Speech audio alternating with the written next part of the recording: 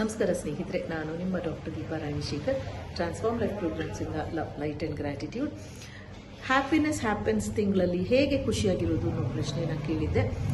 ನಿಮಗೆ ಖುಷಿಯಾಗಿರಬೇಕು ಅಂದರೆ ಈ ಸ್ವಿಚ್ ನಂಬರ್ನ ನಿಮ್ಮ ಒಂದು ಖುಷಿ ಮೇಲೆ ನೀವು ಕಾನ್ಸಂಟ್ರೇಟ್ ಮಾಡಬೇಕು, ಅದಕ್ಕೆ ತಕ್ಕ ಆ್ಯಕ್ಷನ್ ತಗೋಬೇಕು. ಆ ಸಂದರ್ಭಗಳು ಬರೋದಕ್ಕೆ ಈ ನಂಬರ್ನ ಬಳಸಿ.